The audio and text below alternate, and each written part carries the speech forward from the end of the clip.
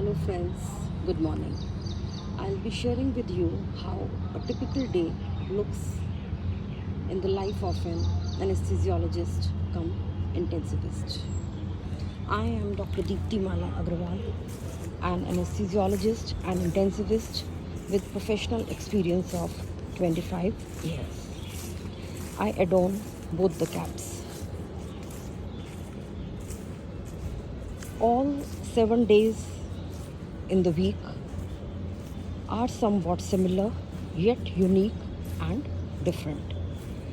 This video is for the young doctors who aspire to choose anesthesiology as their main branch, for other healthcare professionals, and few curious viewers who are interested in knowing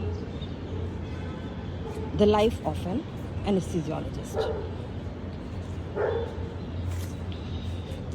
My usual wake-up time is morning 6 or a little before that.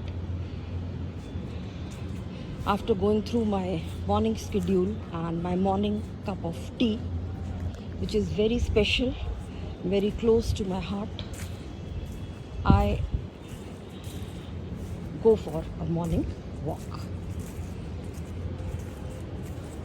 Morning walk in the park, in the garden, in the campus of the society I stay in. And this video I'm recording while doing my morning walk. It's a great way to start my day. It's amongst the greenery. I hear the chirping of the birds, which makes me feel very contented and relaxed. Day begins with meeting and greeting with the security watchman, the temple priest, elderlies in the society, young kids going to the school, and there is exchange of Radhe Radhe, Ram Ram, Namaskar and good morning. This is the time I make a video phone call to my father who lives in a nearby city to check on his health, and I feel assured that he is doing well. This is the time I send a good morning or Suprabhat message to my sisters and to my younger son who is studying in a hostel. This is the time when I receive detailed handover of the patients admitted in my ICU by the doctor on duty on my phone. And if there is anything special or important, then I receive a phone call from ICU.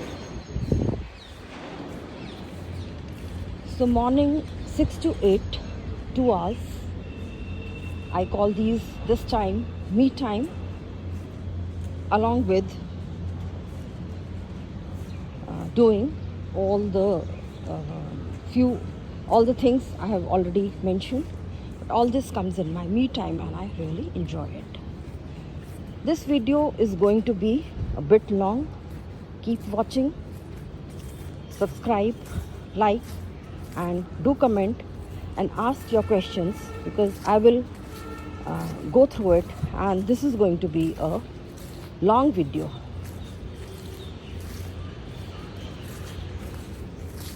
Eight o'clock is the time when my house helps, they come.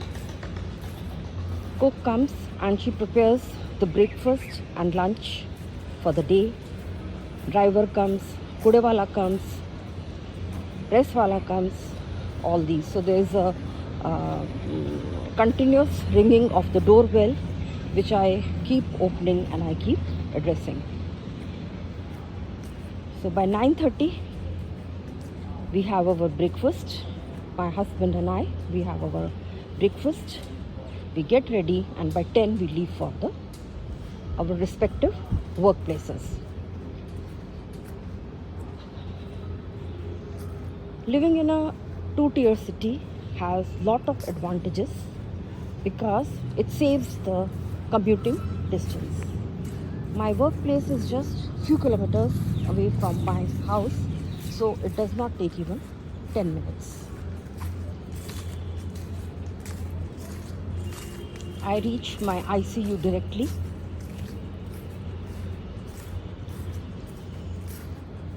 Details of the ICU rounds, counseling session, how I see the patients, all those I'll be posting in separate videos because that is something which I do daily and which is very close to my heart.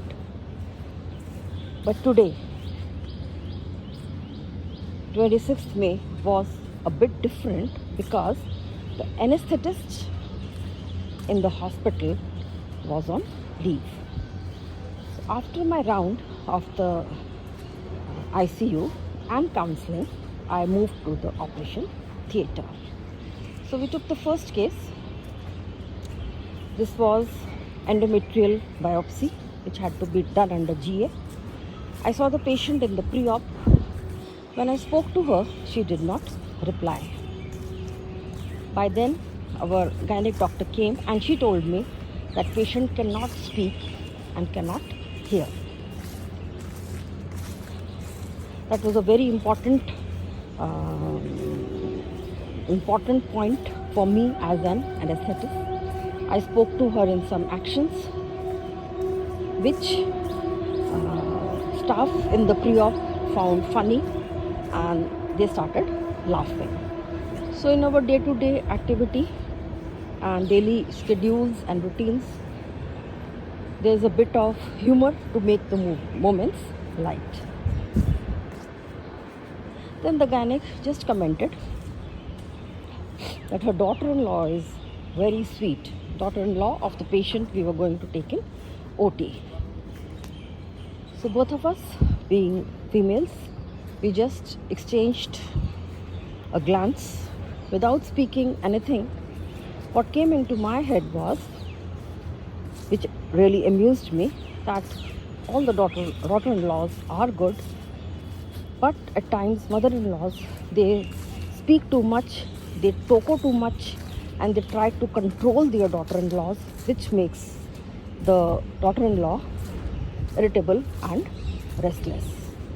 So in this case, mother-in-law was on mute, so daughter-in-law had to be good. So that amused me in my mind. Well, in the operation theatre, we did the case. So we were very particular and prepared that in the post-op, we will keep the patient a bit longer in ICU because, not ICU, inside the operation theatre, because she will not respond to our vocal commands. Then the OT assistant who fills in the files and completes all the paperwork, she asked me, "Ma'am, do I put a tick on MAC? MAC is monitored anesthesia care." I told her, "No dear, this is general anesthesia. We have given full anesthesia to the patient, and we have held the mask also." Then I explained her the difference between MAC and GA. You can go to my YouTube channel and you'll find videos on PAC, on GA, short GA, a misnomer. I will put those links in the description box. If you find it interesting, you can go through and understand the difference between MAC, GA, and so on. Then we took another case, laparoscopic cholecystectomy, again under GA. Third case was laparoscopic nephrectomy and cholecystectomy, which would take a bit time, we knew. So once the case gets settled, I have good anesthesia technicians with me in OT. I went for a quick check in my ICU to have a look at the patients. Though the doctor on duty did not disturb me because he knew ma'am is busy in OT, but that's my passion, that's my calling, and ICU is the place where my soul is there.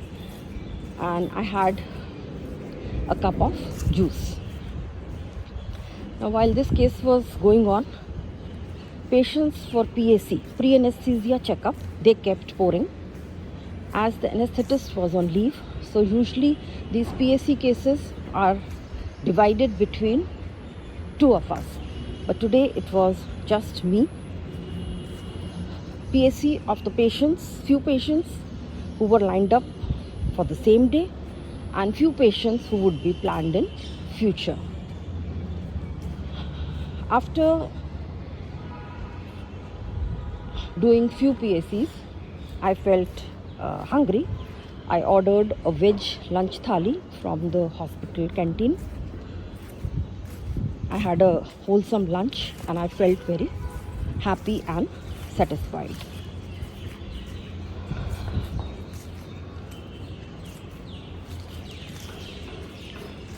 After that, again, the case was going on. I was in OT and in between kept doing the PACs. After 10 patients, I lost account of how many PACs I have done. Well, surgery went on very well. Post-op nephrectomy and cholecystectomy was shifted to medical ICU for observation, though the surgery was uneventful, but for close monitoring. Then the fourth case of lap cholecystectomy was induced. Intubation was difficult.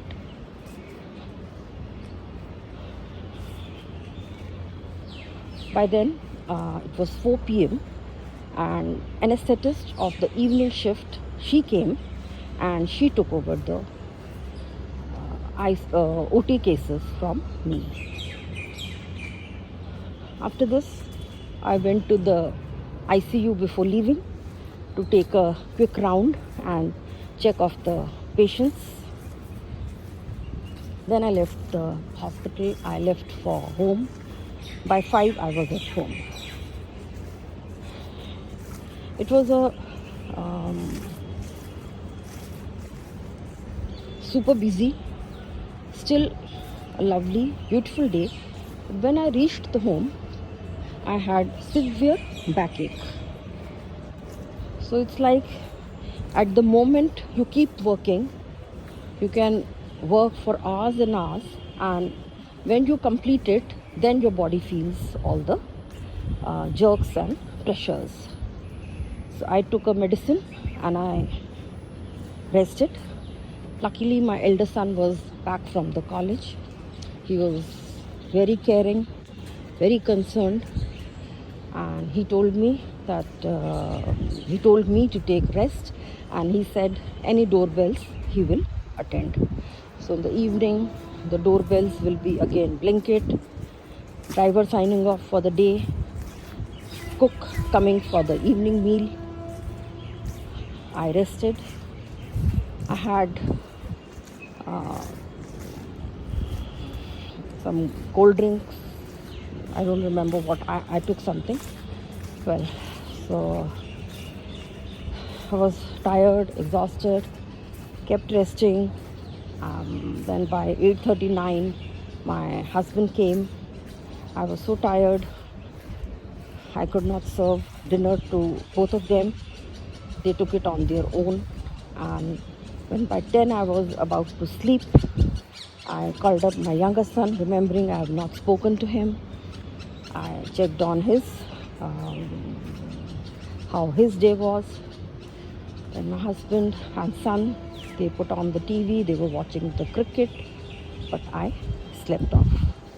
The next day, again, got up before 6, fresh, ready to start the day. Thank you.